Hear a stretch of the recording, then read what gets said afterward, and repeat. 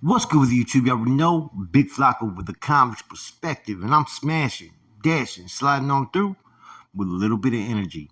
Please hit the like, subscribe, comment, do all those things to help support this channel, and hit that bell notification for future fire content.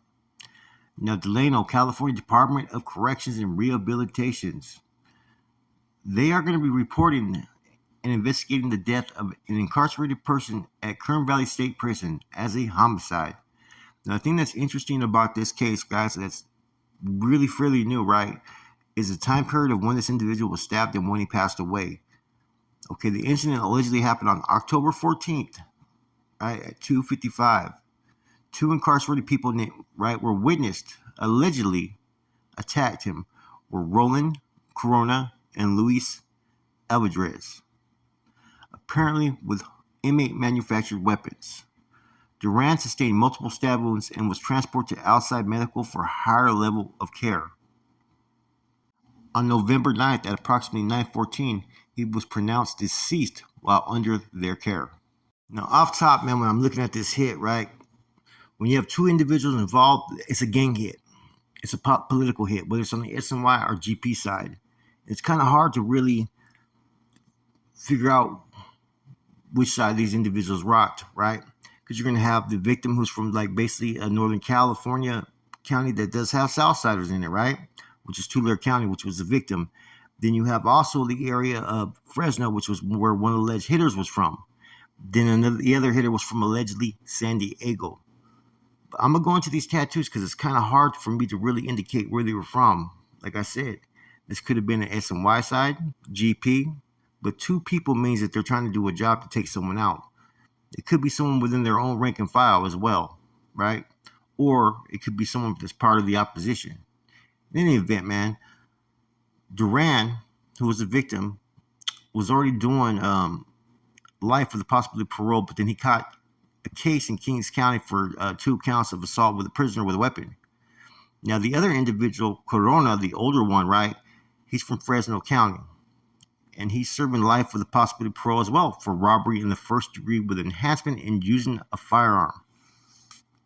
He as well caught additional time when he was somewhere in Monterey County, so either he was in Salinas Valley or he was in Soledad, where he was caught with several manufactured knives. Now, Alvarez just hit the system in 2017, was received from San Diego County to serve out an 18 4-month sentence for 2 counts of second-degree robbery, right, and using a dangerous weapon. While incarcerated, right, in Kern County, he added an extra 5 years for possession of a manufactured or deadly weapon by a prisoner, and assault by a prisoner with a deadly weapon or force likely to produce great bodily injury. So the victim was stabbed October 14th but died November 9th. Now, I'm no medical examiner, and I don't know, you know what I'm saying, what his, medical issues were when he got stabbed, right? But usually the first 48 hours or 72 hours are the most, serious times, right? The most crucial to get well. So the fact that this happened 26 days later, man, he must have been stabbed pretty bad. Must have like really lost some organs or something where he was barely being, kept alive to pass away like that. Still don't know though.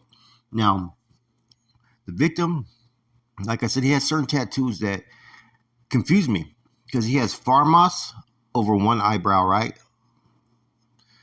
Farmers soldier, right? Like it's like I think he's talking about Farmersville, which is a very small town, right? So not a lot of people from that town. Then he has a Playboy bunny on his left cheek, but it's not really the Playboy bunny that the riders throw up. Then on his chin he has an 18 and like a temple going down or something, right? So I'm trying to figure out what he is or what he represented. Was he a Northern that changed his beliefs when he got to the system? Was these individuals part of an SNY group? I don't know. Like I said, but definitely a gang hit, right? Now, the other individuals, right, like I said, Fresno, San Diego, it was kind of hard to figure out what was going on here because, one was young, one was old, right? Usually someone owes some cleanup or they're part of a group and they got action at somebody that they want to get. Now, just 2 weeks before, no, not even 2 weeks, a week before on October 7th, there was an inmate named Richard Aguirre that was killed that was a Sureño, right? So this possibly could be even a Sureño hit. You know what I'm saying? They're cleaning up house. But there's also been a lot of murders on this yard from the SNY side as well. So it's kind of hard to really pinpoint who this is at this time, right? But I will say this: Kern Valley State Prison in 2023 has had more homicides than any other prison in the state of California. You see, in prison, you're going to get killed for either one of two reasons, I believe. One, it's either drugs or money, right? Or over disrespect. And see, disrespect doesn't always have to be what you consider respect and disrespect. It's all upon the individual if he feels disrespected, how he's going to deal with it. Or if he's in a leadership position, doesn't like you. See, sometimes, prison hits and prison killings that happen, right? Especially when they're on the active side, a lot of times it has to do with that dude's relationship and interactions with the obtended target as far as the person who's calling the green light. On the SNY side, I think it's a little bit more, about respect a little bit, from my understanding. Of course, there's some bad transactions or whatnot, right?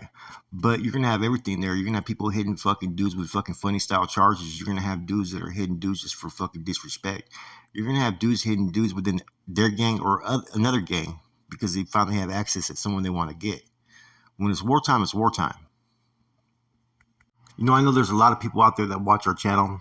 They're still young, gang banging, or in the mix and whatnot. Ask yourself though, do you really want to go to prison? Do you really want to go to prison with all the stuff that you heard, GP side, SMY side, the feds and whatnot, the trials and tribulations you may have to go through, right? The sacrifices you probably will be asked to make. It's not worth it. It's much easier to step up and be a man out there and just decide to change your ways. There's nothing wrong with telling the homeboys, like, you know what? I don't want to end up in prison. I want to do something different with my life. If that's how you're feeling inside, make those changes before it's too late. See, all I can do as a channel is give you suggestions. You're going to do what you're going to do. Gangs are always going to still be there, and prison's always going to still be there. If you want to be part of that fucking ride over and over again, then have at it. That's upon you. But there's alternatives out there. Get into a trade school. Get your truck driving, you know what I mean? There's all kinds of different work out there that eventually could take you to different places in your life as opposed to different prisons in your life, and I think it's important that, from time to time we address things, not just talk about the bad things that happen or some things that people think we're glorifying. Prison's prison, gangs are gangs, and we understand it, and I hope people can see the picture that's being drawn and you can make an informed decision. See, when I was out there doing my thing, I never had the information to make an informed decision. I wanted to go to prison. I thought that was part of my path. I thought that was the walk of the life, right? It doesn't have to be. You can change today if you want. So when you hear these spills about all this corruption, backdoor politics, people getting fucked over, hits that should never even happen, people sent into positions that should never even been there, it happens. Now, don't get me wrong. You may meet some good dudes or go to good yards where they do it to a T. But there's no guarantee nowadays, especially with all this stuff. And people will throw a jacket on you or throw you under the bus real quick if it saves their fucking ass. And that's on the active or SNY side. Let all these murders that we've been witnessing, right? Because there's been a lot the last few years. Let them be a learning lesson about what life is like in prison. And if that's what you want, if that's what you seek. Let the stories about someone who has 4 years to go home gets hit for cell phones and some other violations. Let the story be told about the individual who didn't take a shower so he got whacked, right? There's a lot of stuff that happens, man. You have no control over your life in prison, not just because of the correctional officers, but because of whatever people you align with. You're going to mind somebody. It doesn't matter where you're at. So when you hear these stories about all these men who've lost their lives, right, just think about it. That could be you.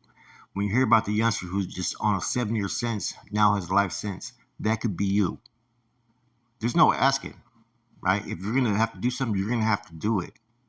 That's how prison operates, especially nowadays. And at the end of the day, you're being told to follow directions, right? But why couldn't you follow directions out there on the streets and make wise decisions? Decisions that weren't going to have long-term effects upon you as an individual. Because everything that happens around you, right, is one thing. But the things that happen to you is different, and people don't always understand that. You could be on a yard with fucking 200 of your homeboys, right? But you may be the one that's fucking requested to go on this mission or have access to do it. Prison ain't no game, especially nowadays. So think, if you don't want to go to prison, then don't commit felonies. Don't commit crimes. Stop now. In life, there's no such thing as really a blueprint or a template that's going to make you make all the right choices in life and you're going to be a millionaire and all that. You have to learn to make your own choices, though, eventually, right?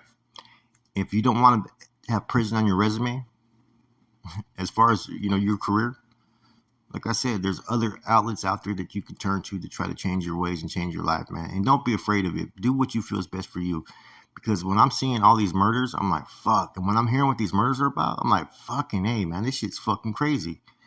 And I hate that when people say, oh, it wasn't like that back when I was around.